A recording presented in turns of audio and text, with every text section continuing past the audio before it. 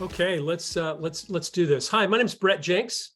I'm the CEO of Rare, and I'm really delighted today to present to you another Rare Conversation. Rare Conversations are when we speak with a range of experts from the fields of sustainability and environment and conservation. And today I am pleased to say we are welcoming the 48th president of Costa Rica, our beloved southern nation.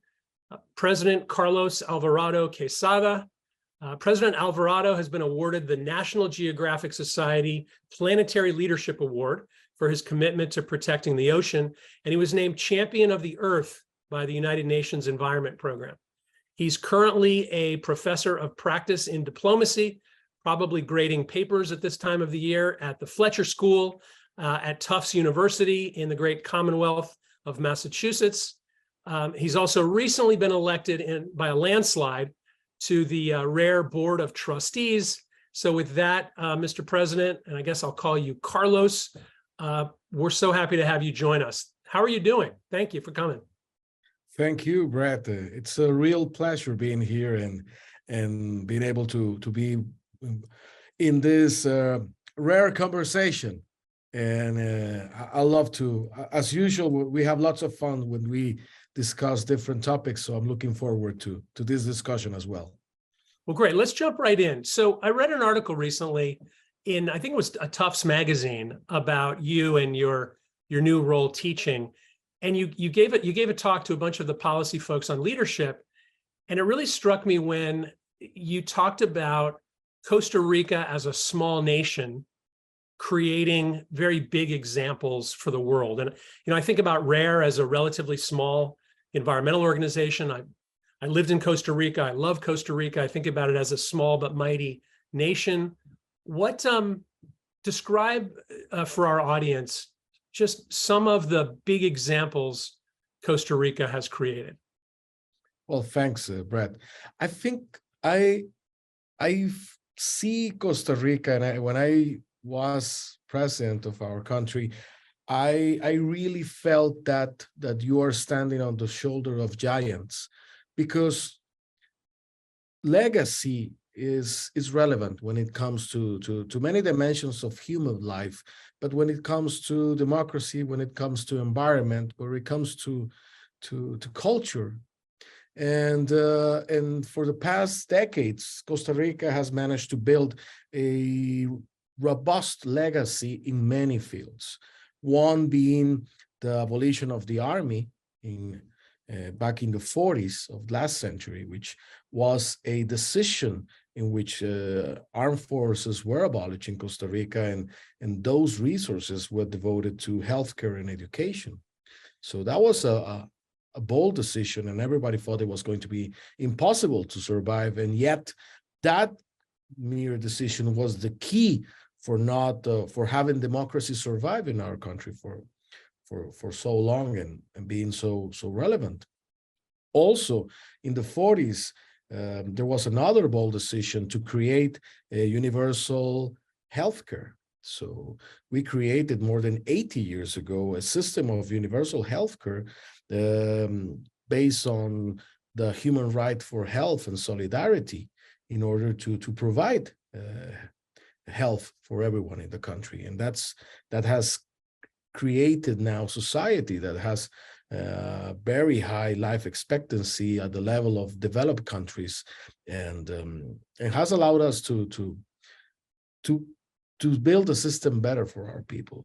And similarly with the environment, Brett, several decades ago, the leadership defined that the environment was relative when it was not necessarily a topic. And we started to create and protect natural parks. And we also developed protected areas. And people said that we were going to destroy the economy because it was based on agriculture, but it actually happened all the contrary. What happened? It created an ecotourism. And Costa Rica, being a really biodiverse, rich country that has approximately 6% of the world biodiversity in such a small space of land, very early on started to protect biodiversity and protect the forests and create innovative systems like the payment for environmental services back in the 90s, when we were talking about at that moment about paying forests and forest owners for the services of the forest. Back then, everybody said that this is crazy, this is nonsense. Now, in the current climate crisis, we can see how urgent it was. So that kind of legacy was the legacy we were standing on when we took the endeavor of government. And actually, that was the inspiration to say, if those who were before us created those examples, not only for the country, but for some other places, where can we take it from here? What our responsibility was not only to preserve that, but to take it to the next level. And that was my aim when I started in office back in 2018. Fantastic. I mean, Costa Rica has inspired, well, me personally.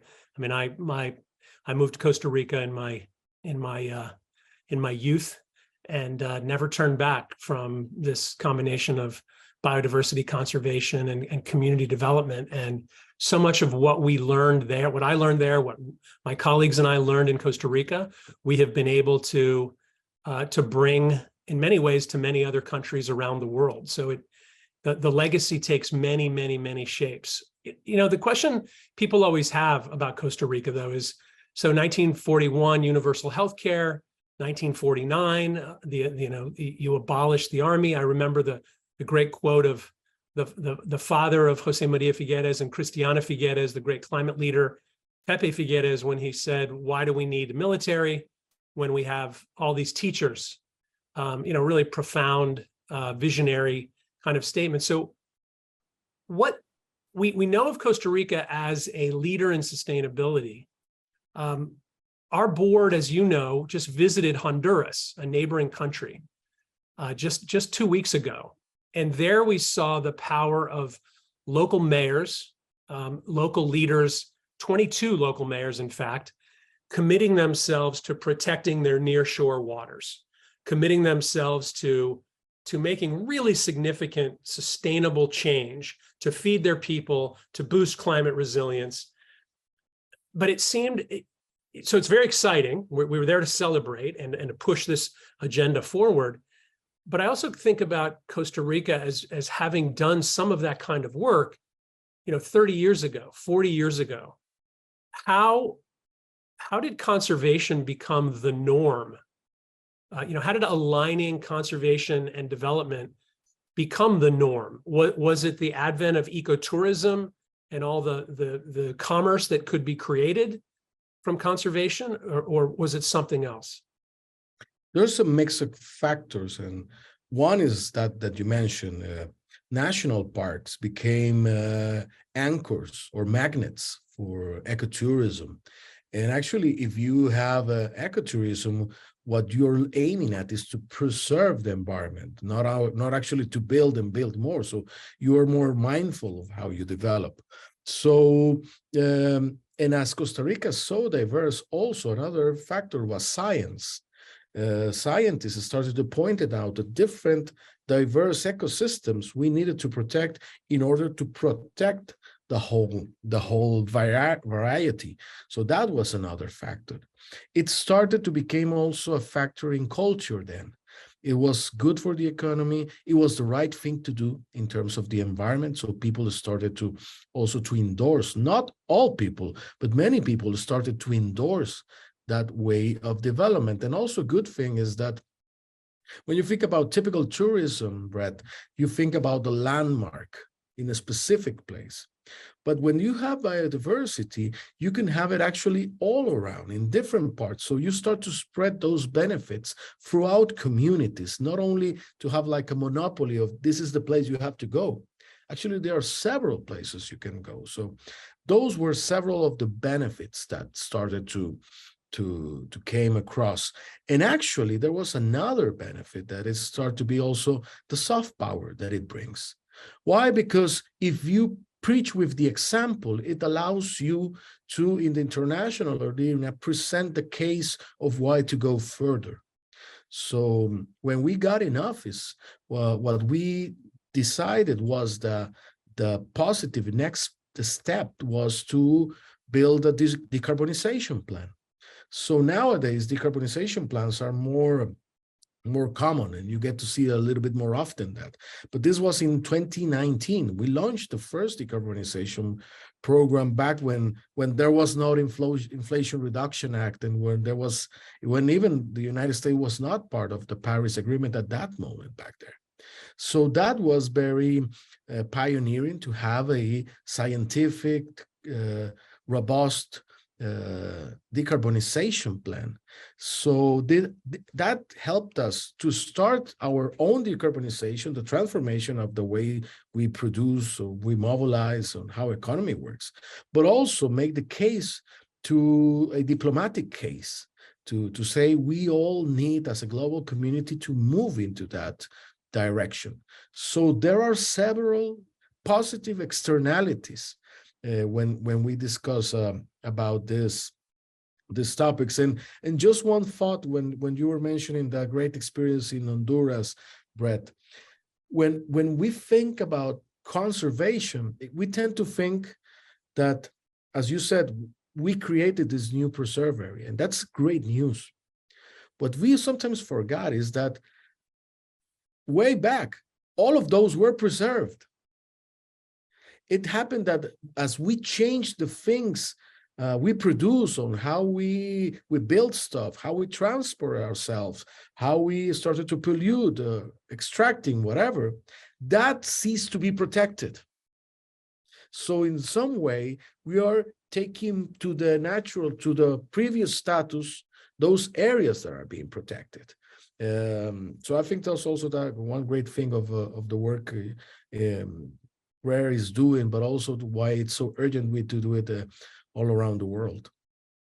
Yeah, I couldn't agree more. And I got to tell you, it's just such a pleasure to hear the president of a nation describing both a decarbonization plan to address nationally greenhouse gas reductions, while you were also pushing 30 by 30 and the idea, now the global agreement as of December in Montreal, that we are going to protect 30% of our ocean and 30% of our terrestrial habitats.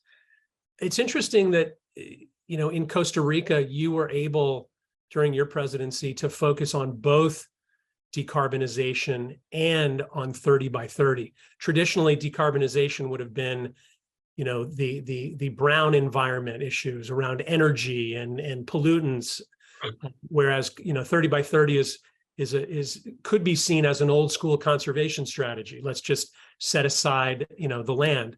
But I think your experience in Costa Rica is unique in that you've had the benefit of learning how to do both simultaneously. So first of all, kudos and thank you. But you personally, so you helped make a lot of that happen. You were standing on the shoulders of giants. What you are now teaching leadership at Tufts. You talked about soft power. What is your personal story of leadership? Why did you want to be president in the first place? And how did you define or set your own leadership goals when you became president?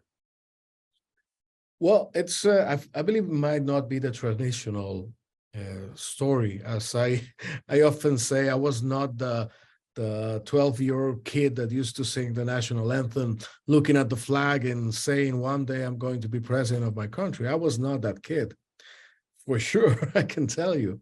But a couple of years ago, I was involved in politics, but I was always looking at myself as somebody that could be there to support an idea or support change, not necessarily being the person in charge or at the front. But in 2016, I was a minister helping President Solis in Costa Rica. And 2016 was a very particular year because I think it was the year when the era that we are experiencing still now started, like kick off, because it was when the Brexit occurred. It was when the US election occurred, when there was the election of Donald Trump as president of the United States. It was in Latin America, we saw like the first wave of the rise of populism in that sense, the one that we are still experiencing. But that was the early warning. And when our election was about to begin, our party did not have like there was not a candidate, and the people that would you have supposed that were going to run said, I'm not going to do it. So there was this void, and I got really angry because I saw the risks both of what we now call populism, but also we were in a fiscal very pressing situation, and we needed to do something about that as well. So I was very upset and saying, how come nobody's going to do anything about it? And then I realized that going to that old framework of exit, voice, and loyalty, either you do something about it, or you're vocal about it, or you just either you shut up, or you do something about it, or you leave. So I decided to take responsibility, to do something about it. So that's why I decided to run. And I was a 4% candidate when I started, but eventually we won the election. And not only we managed to resolve the fiscal part of the problems and to, for a while, protect the country from populism, but we managed to go in the offense and advance with this progressive environmental reforms. So when you mentioned decarbonization and the protection of the ocean, I do believe, Brett, that both are part of the same thing. Then that's one thing we need to that I learned also. For once, because decarbonization is necessary, but in order for us to protect the planet, it won't be enough to do the energy transition. We need to protect ecosystems. We might end up in a decarbonized but dead planet as well. So we need to decarbonize and protect ecosystems, because fresh water, air, DNA, the DNA library lives on ecosystems. So we need both. They're part of the solution. For those, sorry for interrupting, but for those folks who may not be familiar with what a decarbonization plan is, could you describe at a high level, very high level, what it looked like for Costa Rica in 2019, 2020? Well, we had an advantage with which we leverage our electric grid because of the decisions also of the legacy and of the past. Our electric grid is nowadays more than 99% clean and renewable, mostly from hydro, but also from geothermal, from volcanoes, and from a little more less, but still there present, from wind and solar. But our electric grid is clean and renewable. So we had that advantage. And also what the decarbonization plan is about is a 10-pillar plan, comprehensive plan across the economy and across the society to abolish the use of fossil fuels in transportation, in industry, and in the different dimensions of human life. But not only do that, but do it in a way, as a study of 2020 demonstrated, in a way that's not only good for the environment, but also profitable. So that's what we demonstrated with the plan. And when I left office, the plan for the first 4 years was accomplishing more than 85%. So it was a plan that was heading in the right direction. Now you can see, I recently went to Harvard University, and they were showing the matrix, the electric or the energy matrix for the state of Massachusetts, and I realized how important is those decisions also from the past and the present were, because in Massachusetts the energy grid is relies a lot on fossil fuels. So there's a long way. You need to change the way you generate electricity from the beginning and energy to clean the whole of the matrix. we have the whole discussion of electric vehicles, for example. In Costa Rica now, if you plug a vehicle to our energy grid, it's clean and renewable. While in other places of the world, you can have an electric vehicle, but if you plug it to a dirty matrix, and that's what many people don't realize, you're still polluting. The energy you're putting in your car comes from a dirty source, a polluting source. Yeah, the beautiful part about having solar panels in an electric vehicle is you can drive on sunshine. I hadn't thought about driving on, driving your electric vehicle on a big roaring river in Costa Rica, which is essentially what you'd be doing. That's right. That's right. What was the role? Well, go ahead. Go ahead. No, so we realized that in the part of the decarbonization plan, and in the part of conservation, we also realized that taking the conservation and human development, because they also go hand in hand, meant turning our eyes not only to what we have done in the forests, which, by the way, in our government we protected some ecosystems that were not yet protected, but we turn our eyes to the seas and to the ocean. And Costa Rica is 92% ocean. It's only 8% continental territory, but 92% is ocean. So like the case of Maldives and many other states, we are ocean giants in small territory, in land territory. And when I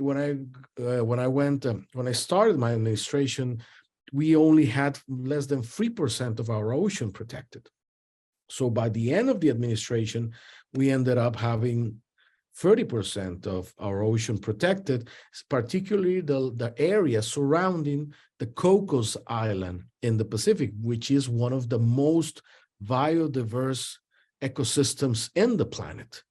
And it's linked with Galapagos, and during Glasgow, in the COP in Glasgow, with Panama, Colombia, and Ecuador, and Costa Rica, we created jointly, as part of the 30 by 30, one of the largest protected ocean areas in the world.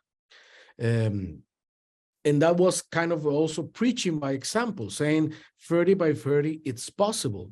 That's why the signing the decree to create that protected area had two goals. One was a goal of protecting 30% of our ocean, a legacy that's going to be for my children or my son and his generation, and hopefully for the generations to come.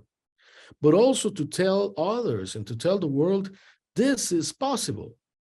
And we did that in December 29, 2021. And in December of 2022, as you mentioned, it was the COP of Biodiversity COP in Montreal, when 190 countries agree on that goal. So it was very fulfilling to have that message. If you go back to 2019, when we started the High Ambition Coalition of the 30 by 30, most of the people said it was going to be impossible, and it's very utopian. But in 2022, it was demonstrated that it was possible. So what number were you on the list of signatories? Do you recall? The 30 by 40 started with a handful of countries. I mean, it was Costa Rica, and with the support from France and the UK, we were like in the chairs, and I think it was 5 of us at the beginning when we said we're going 30 by 30. And everybody said like, okay, that sounds cool. It's very ambitious, but good luck with that, guys. But that was 2019. And everybody started to say, no, it's too ambitious. It's not going to happen. But then it was 5 countries, and then there were 40. And then when at the beginning of 2022, we were almost 100. And by the end of 2022, there were 190. So those are the examples that they don't get necessarily such attention as the crises we are experiencing, but those also demonstrate that there is hope and change is possible.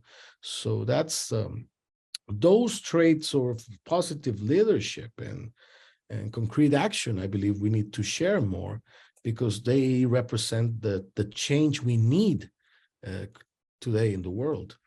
Well, I love the two examples you brought up already are statistically exactly the same. You said you launched your campaign, your reluctant campaign for the presidency, with 4% of the vote. Just what the way we at Rare describe that milestone is right around, early adopters. So innovators and early adopters, and you eventually got high enough to win the election.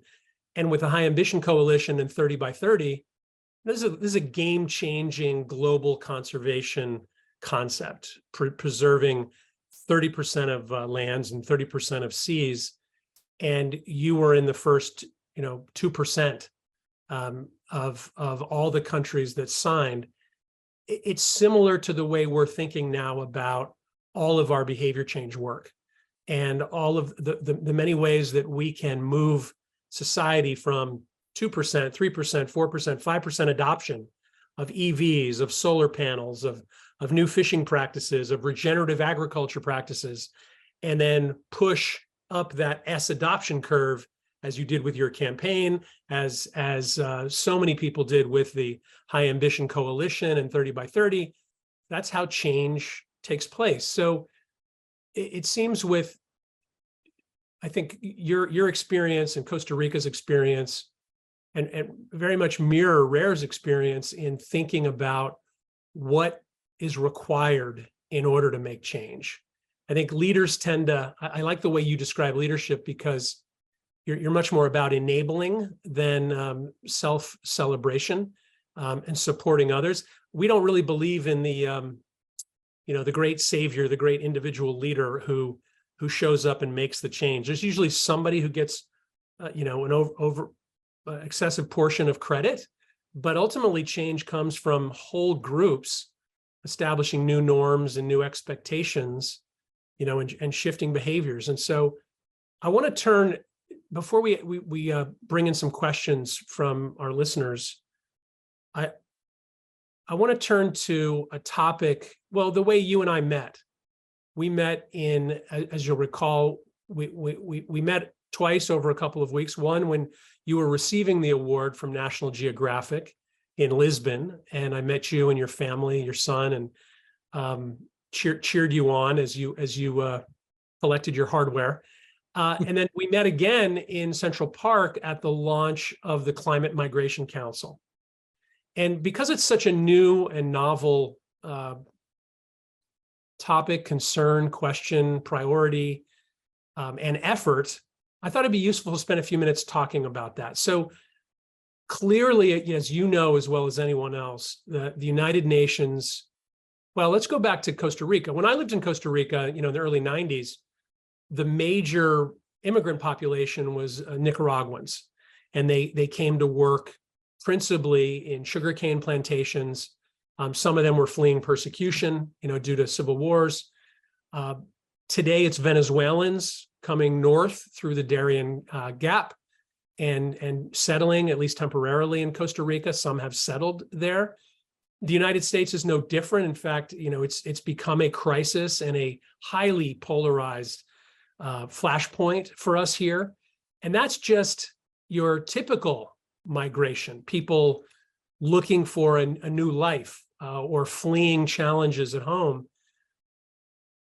If the UN projects that we're going to have 200 million climate migrants by 2050, and we know that when 2 million Syrians walk into Europe, it destabilizes democracies. As we saw 6 governments move to the right after receiving 2 million Syrian refugees just a few years ago. When we see 100,000, Hondurans, Guatemalans, Venezuelans gathering at the US border, it sends shivers down politicians' spines about what can happen when xenophobia, rears its ugly head. So what is it about climate migration that made you want to get involved? And what do you hope to see from this council? Well, Brett, ever since we started that work with climate migration, it's what fascinates me. It's that you never end learning, and I think my conclusion to this point, which is a partial conclusion, is that decarbonization as a process and net zero as a goal, it's not the end or the objective. It's only a beginning. What we have in front of us is a path that we know we need to cross, the path to net zero. Why? Because we need to change how we produce in order to protect the planet, to have a planet for humanity to live. We know that we need to cross that path. But on the process, there are a series of blind spots along the way. So that's why I think net zero and decarbonization, it's not the end. Actually, it's the beginning of understanding that path. And one of the huge tasks ahead is to identify those blind spots and start addressing those in a multidimensional manner, and also in a principled manner, through principles, through human rights, through solidarity, understanding that sometimes the best way to be selfish is to be selfless.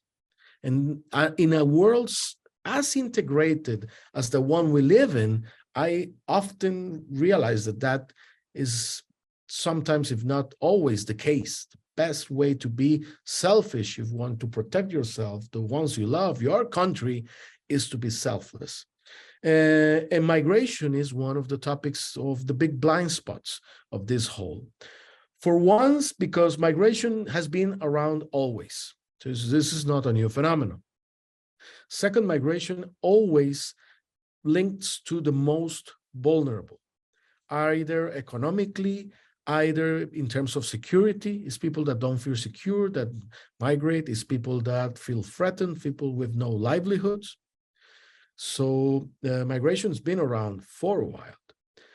Climate is going to make it, is going to take it to a next level. Why? Because many livelihoods are going to start to change dramatically because of the rise of tides, because of the change in the weather patterns and the rains and the droughts. That's going to change a lot. And it's going to, chances are, as there are some examples, is going to put people on the move because they're going to lose their livelihoods. And there's still another, I see it, another level to this, is that if certain countries do not cross this path towards net zero, transforming their economies to more resilient, diversified economies. And I'm speaking particularly about the developing world that is heavily reliant on exporting fossil fuels and extracting gas and oil. If those countries don't diversify towards 2050, they're going to run out of business.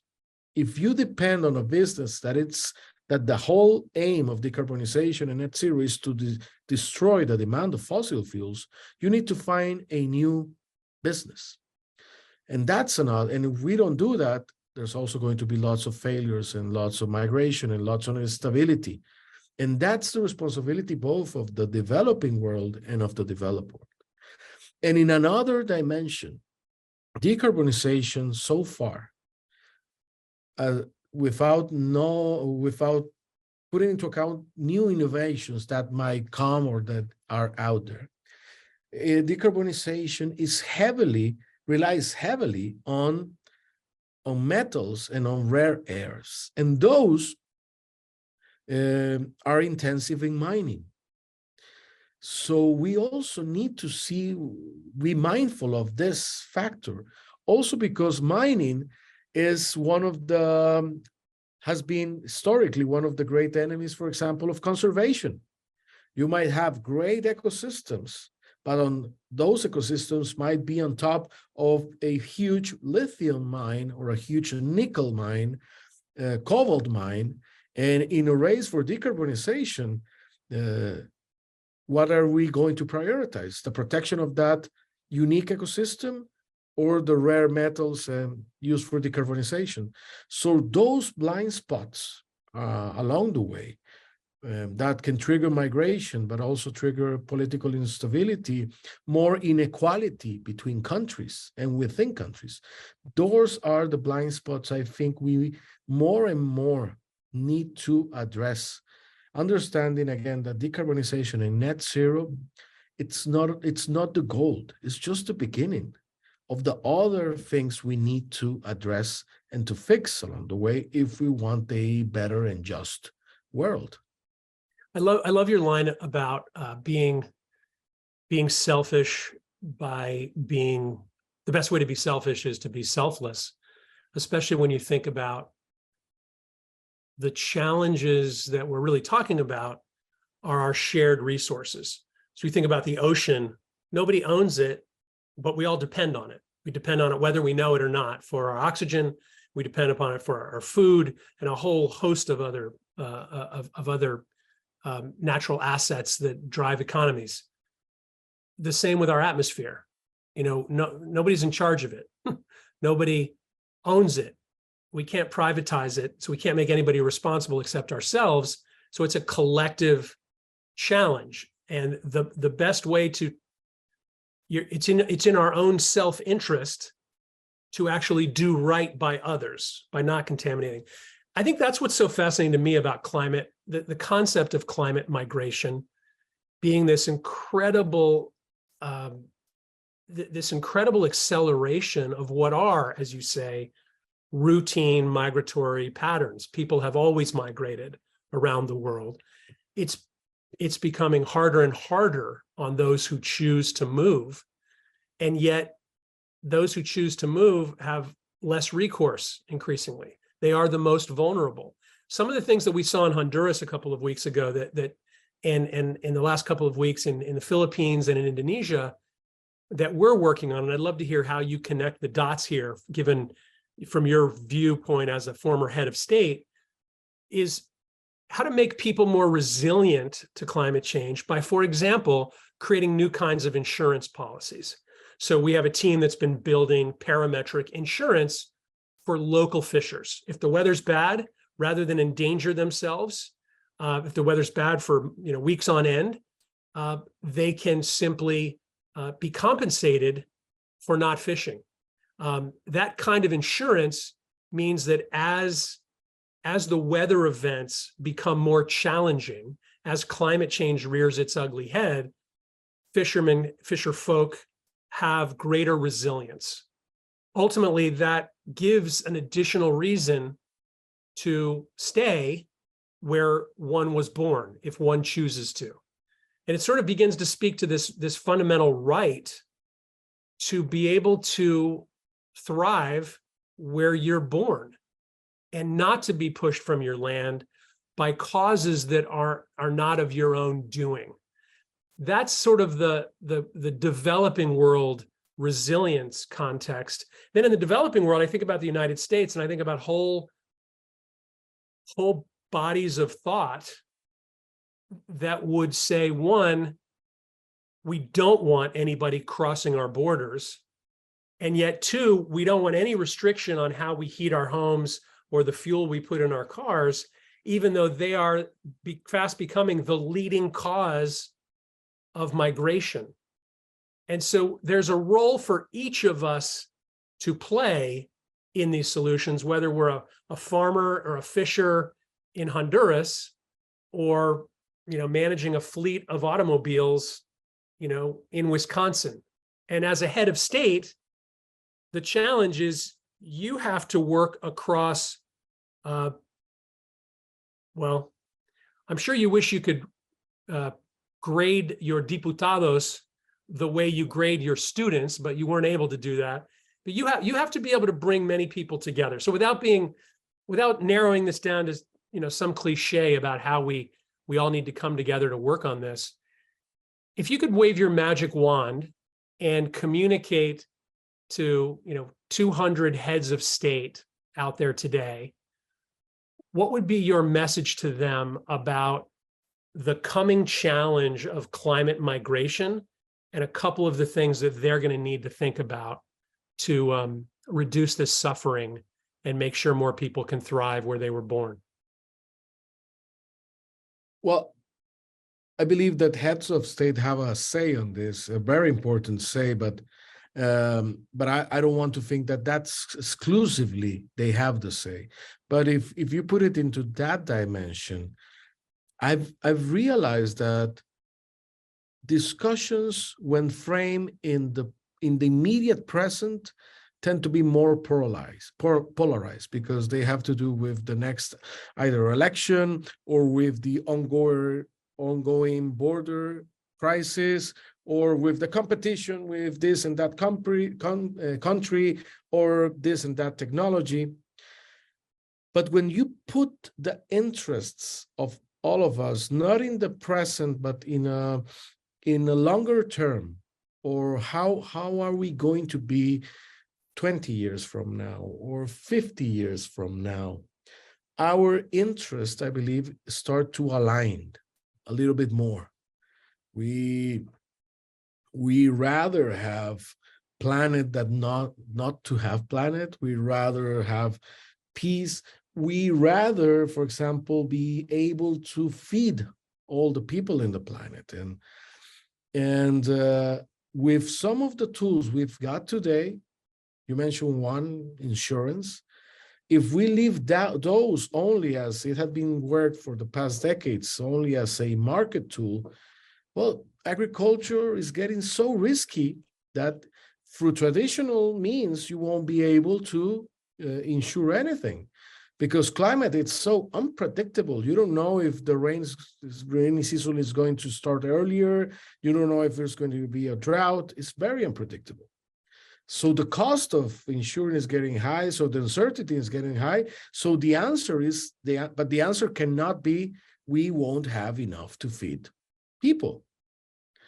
So I believe that part of what we are seeing is that we are entering in a new era that also has to do with the competition of the US and China, in which in this competition, the role of the state is higher than it was in the previous time. In the previous time, when it was after the fall of the USSR, the unipolar world relied more on rules, international rules, and on the market.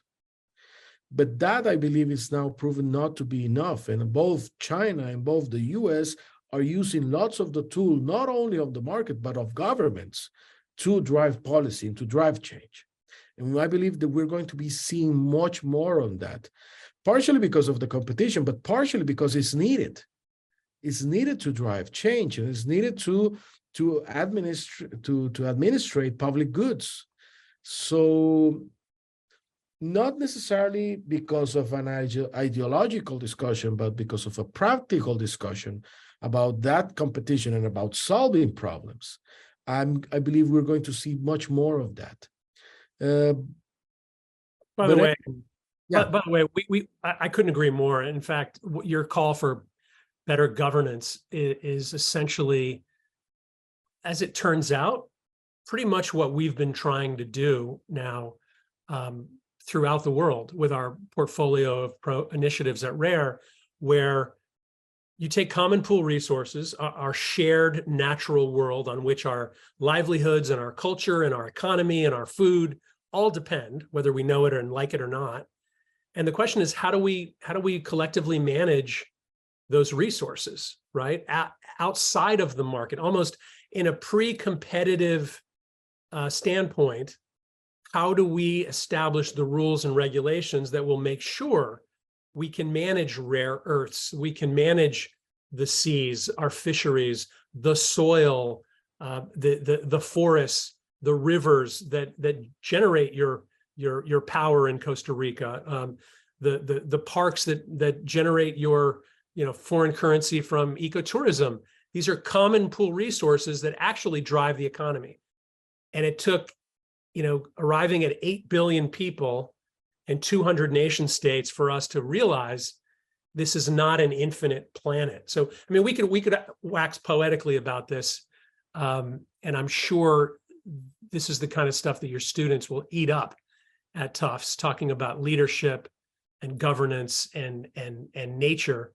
I guess before we turn it over to this audience, who I think are starting to list some questions, I guess the last thing I would ask you is, first of all, congratulations on your landslide election to the Rare Board of Directors.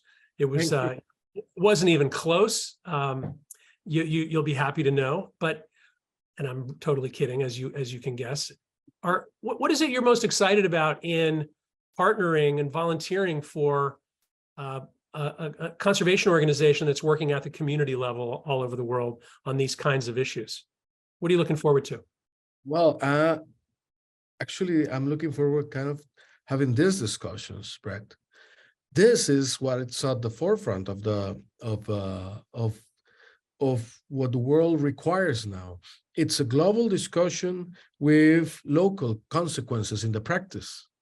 I mean, you don't necessarily change the world globally. I mean, if you thrive for 30 by 30 is for that to happen, not only in Montreal, in a large meeting hall, you work for that to change locally in the lives of Brett and Carlos and Zach and Stephanie and Maria and the people, the actual. So that's the kind of things that I believe that's so exciting about the Rare. Also, the capacity to be at the forefront of innovative things. For example, of that question that you've been working and the team is working on, what traits of behavior drive change? This is a way to ask ourselves, how can we accelerate positive change? Because we need it. We need to accelerate positive change. I do believe one of the things we need to change is the paradigm, how we think of ourselves. That's one of the things we need to change. One of my conclusions is that particularly in the developed world or in the circles of wealth that there are both in the developed and the developing world, we need to start to realize that, again, it's better to live with less than with more. We were wired to think that in a paradigm of accumulation and also a paradigm of saving time. How can you save time? But sometimes while saving time, you are destroying space. If you know what I mean. You save time because you want this faster. You want industrialized process for this. But that is more polluting or more harmful in long term than doing it as people used to do it way back, and even more enjoyable. So those things I believe we need to discuss more.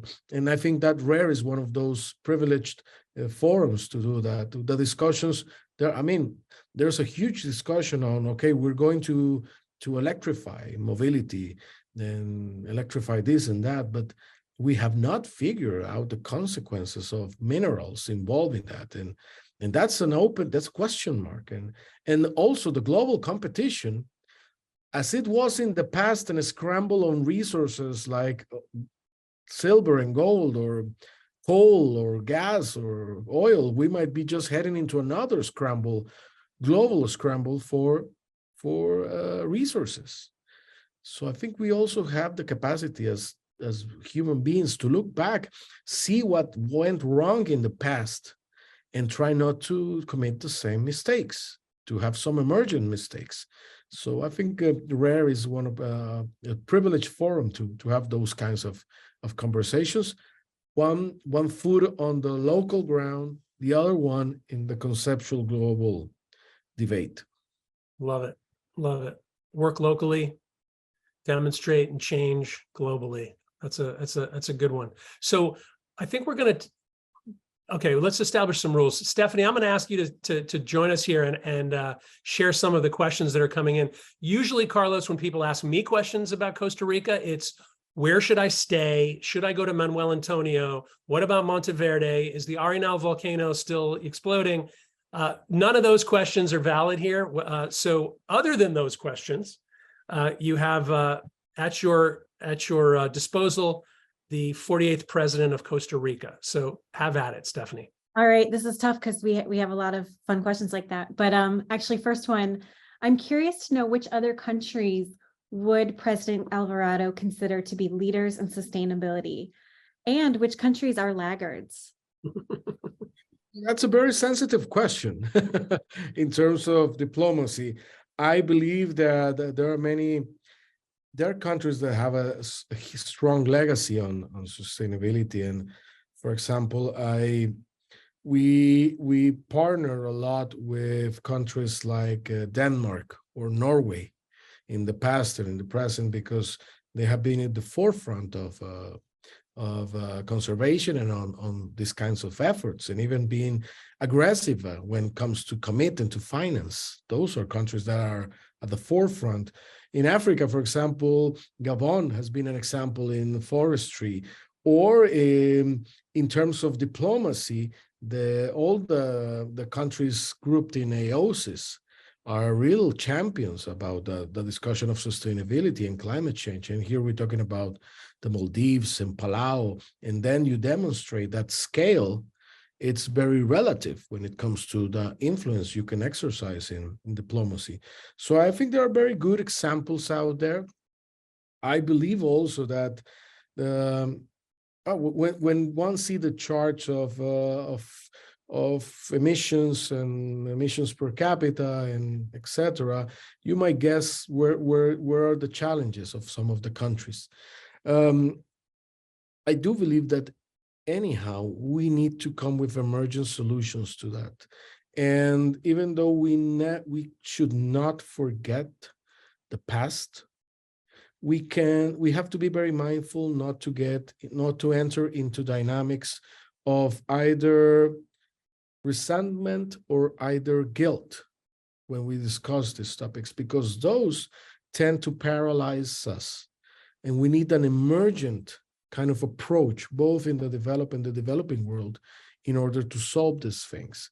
It's not going to be the traditional debate in which we point fingers and choose who's responsible for what, in which we're going to figure it out. We cannot forget history, but we need emergent solutions to address it, and we need everybody on board to that. So that's currently my aim when it comes to those discussions.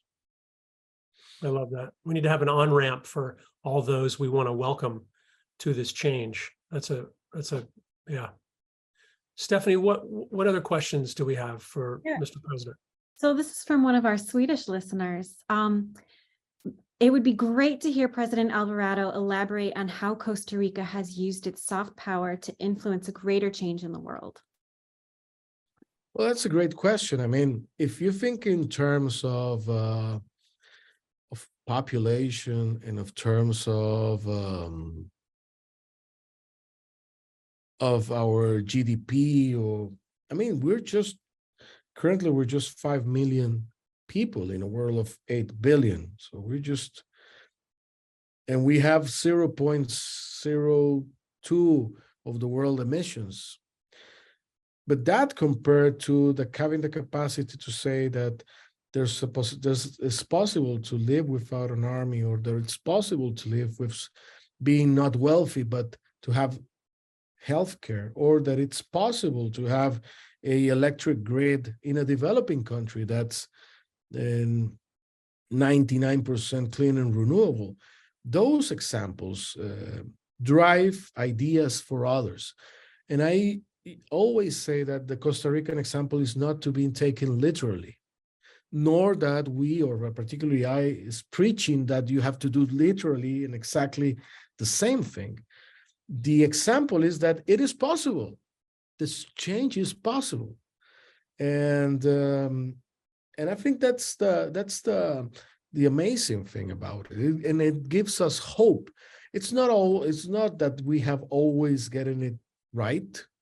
I mean, and we have huge challenges. God knows that. I mean, we have not sorted out anything. But if there are a couple of areas in which we have done something good and it's good to share, and it inspire others, that I think that's already a big accomplishment. Stephanie, there's two questions here that I think we could underscore because they drill down in Costa Rica. One is, why are some indigenous groups, Mr. President, in Costa Rica, such as the Bribri or the Cabekar, why are they against REDD+? Are you familiar with those objections? And if so, can you explain why? I'm not particularly familiar with those objections to the REDD+, and I also very mindful to because even within the indigenous communities, such as Bribri and Cabekar, there is not necessarily a homogeneous position to that or to many topics. Like you can say all the Bribri think this and all the Cabekar think this. So when it comes to our indigenous communities, those are topics, well, and covered also by the Convenio 169 OIT. Those things you need to, by law, it's mandatory to ask them and to have their positions on those. But to that regard, I wouldn't be acquainted specifically of those objections. Okay. There's another. Plainly, might be a matter of ignorance on my side, but I just to state it on that way. Yeah. Well, that's fair, and you can't know everything about everybody, so no expectations there. Another question about local politics and gentrification along the coast. There's a question here about unregulated development of rental properties especially in the coastal beach towns of Costa Rica. And what is happening currently to safeguard against total gentrification of these coastal communities? This is from someone who lived in Puerto Viejo, Limón, just north of the Cabekar and Bribri people for 5 years, and is concerned about the future of that area. Well, that's a great question, and it's happening in not only Puerto Viejo but in other spots. And actually, my wife Claudia is doing some research on that, on gentrification. That's why I know a little bit more about that, because she's been teaching me on it. In the case of, Costa Rica's got there's one great thing that was put in the Constitution, and that in those other places I have not seen that. It's been not the best for environment. But in our Constitution and our law, there's something called the Zona Marítimo Terrestre. So you have an amount of space of land between the seashore and the land that is protected by law. And that protects a lot of the ecosystems on the coastlines. So there, it's not like you can just buy property and clear up and build a huge hotel or a mansion or whatever. It has a specific regulation of what you can do and cannot do there. Even if you want to cut a tree, you need to have a management plan for the whole place. And so it's got its benefits. That being said, it's true that in places like Puerto Viejo, as they have become big tourism places, and as it was inhabited before that law by, in this case, Afro-Costa Rican communities that have rights there, it has become quite complex to administrate those regions. And now even more, because there's this legal, I don't know if it's a dispute or to call it a dispute, but because it's land that's shared by indigenous communities, but also by Afro-Costa Rican communities. And it's a land that it's pretty much, there are lots of tourists and of especially European and North American immigrants going and buying land. So that's true. There's a huge pressure in a municipality with low resources, and those are the kind of challenges that we are facing. In the north, in Guanacaste, for example, in Nosara, it's another different phenomenon of gentrification. In the 70s, when livestock was not good in business, and we started a more conservation approach, many lands in Nosara were bought by by families in the US and planning projects over there. So we have that gentrification process now, and the cost of land has gone skyrocket. And so we have those kinds of challenges now, which come with this kind of development. Which are the answers for that? Well, those are the complex things we need to solve. But that's a great question on how to address that. And I imagine Costa Rica is not the only one that's experiencing that, but many other places around the world. So Carlos, I'm going to give you the last word, but before we wrap, and I'll end with a question. I want to remind everyone to check out the links here to the Climate Migration Council. And if you don't already, you can follow RARE on social media through and sign up to receive our e-updates, so you can keep abreast of future conversations like this one. If you've enjoyed it, there'll eventually be a tape. Feel free to share it, comment on it, and keep the conversation going. Several people have commented on this, and I always find it's a really interesting question. So we'll wrap with you having the last word. What is it that drives your passion for nature? Was it a moment? Is it intellectual? Is it personal? Is it what drives you to be so passionate about the environment? And we'll close with you. Well, I even though Costa Rica is so biodiverse and has such great landscapes, which I being Costa Rican has enjoyed for the most part of my life. Also, I have to say I'm from San Jose, and I have always been like a city person. But the moment that it really started to be a thing for me, like make a difference for me, like it was personal, it was something you feel in the body, was when my son was born, when Gabriel was born. He's a boy, he's 10. But when he was born, everything changed conceptually, because I felt this huge responsibility to act, because I wouldn't want to be like this, that, or a grandpa talking to my grandchildren saying, well, there used to be dolphins and there used to be forests, but there's nothing of the sort anymore. And there was something called fresh water. and climate used to be very nice, and I don't want that to be the case. I rather fight the good fight for preserving biodiversity, for having a healthy environment, for doing the right things in terms of climate change, to addressing all the complexities associated, because let's face it, it's very complex. This is not unidimensional. You have to address many things at the same time and consider many variables.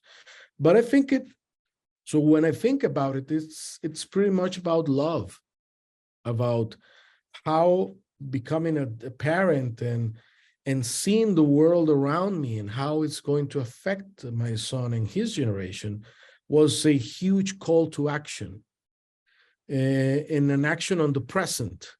I mean, I'm working now for my answers of the future. I'm working now so I can have good answers in the future for my son and for his generation. So that's my huge inspiration. That those kids, those innocent kids that need us to do the right thing. So whenever I feel bleak and I say like, oh, this is never going to change, this is awful, and whenever I have the bad idea of opening Twitter and going to the feed and looking at the news, if I need to go back to the safe place when I can have strength, it's going back to love, and it's going back to my son and to my family, and to say, okay, we have to do the right thing, and then go back again and fight doing the right thing. So to Claudia, we say thank you for Gabriel and the inspiration. And to you, Mr. President, thank you for your time. We hope everyone enjoyed this. I certainly did. Thanks so much. Thanks, Brett. It has always been a pleasure to talk with you. Cheers. Pura vida. Pura vida.